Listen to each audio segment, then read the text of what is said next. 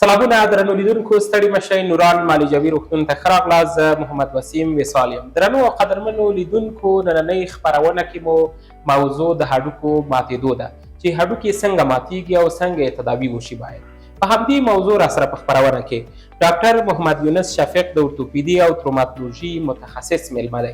له ده سره به په همدې موضوع بحث ولرو. ډاکټر صاحب ستړي مشئ، په خیر راغلی خپرونه. مننه کوم وصال صاحب، الله دې خیر درکړي. ډاکټر صاحب کار شو دې ته چې هډوکي ماتېدنه یعنې څنګه او علتونه یې څه؟ د هډوکو ماتېدل یو طبیعي حالت ده چې پکې د بدن د هر هډوکي په دوام کې بشپړ یا نیمګړی ماتوالی منځته راځي. که چېرته موږ د دې په اقسام یا ټایپس باندې وغږېږو نو دا مختلف اقسام لري. په دې کې د موږ سره ګرین سټیک فریکچرز دي، په عموماً ماشومانو کې زیات منځته راځي. ماشوم غورځي او ګرین سټیک فریکچر ورکوي. ایولسیو فریکشن یا ایولژن فریکچر راځي. کمیونیټډ فریکچر د موږ سره راځي. سپایرل راځي، اوبلیک راځي، کمیونیټډ راځي، سیګمنټل راځي. نو مختلف انواع دي. د هغه په مطابق باندې موږ بیا د ناروغ د کسر د تداوي هم په هغه باندې کیږي. بله ډاکټر صاحب محترم، قرار شو دې ته چې که چېرته د یو انسان یا د یو ناروغ هډوکی مات شي، په هغه دستي حالات کې باید څه وشي؟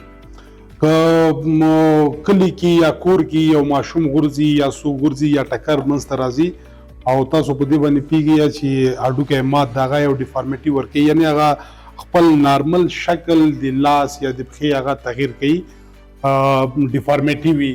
نو بهتره دا ده په دې حالت کې که یو دړه وي یا یو سپلنټ وي یا یو داسې لرګی شی وي، هغه د مات هډوکي ته کېښودل سي او په دې باندې پانسمان یا پټۍ یا ټیکری یا توکری د دې نه تاو. یعنې دا هغه کورنۍ تداوي ده چې باید دا اوله کور کې چې هغسې نه بیا څنګه په کوم وخت کې باید هر څه ژر باید چې دواخانې ته یا روغتون ته انتقالېږي، هلته بیا د ډاکټر اقدامات باید څه وي؟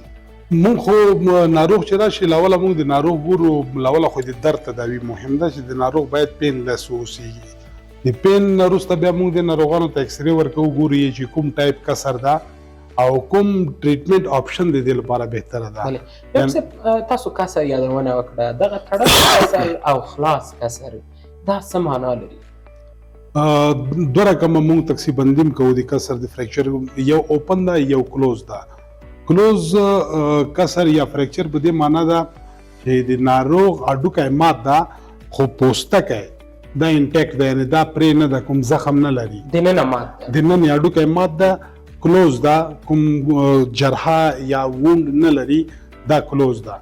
او اوپن فریکچر چې دي هغه هډوکی مات ده، ورسره په څنګ کې هډوکی پوستکی هم شکېدلی او هډوکی وینه راځي. وینه تاسو بیرون ګورئ، دا اوپن ده.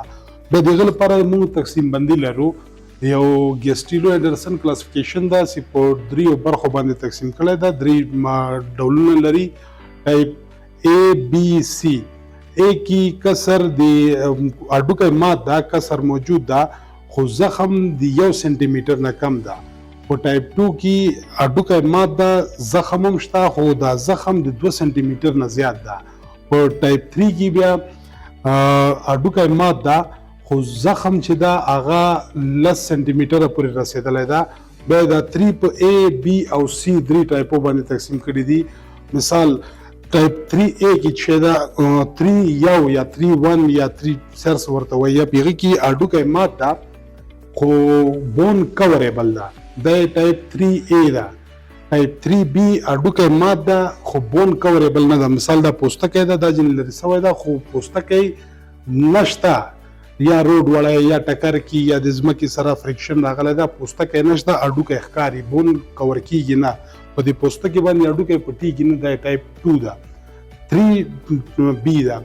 او بل یو رقم کسر یعنې دریم نوع چې ده، دریم ټایپ چې ده، دا هډوکی مات ده، زخم د 10 سانتي میټر نه زیات ده خو نیورو واسکولر ډیفیسیټ یې ورکړی ده.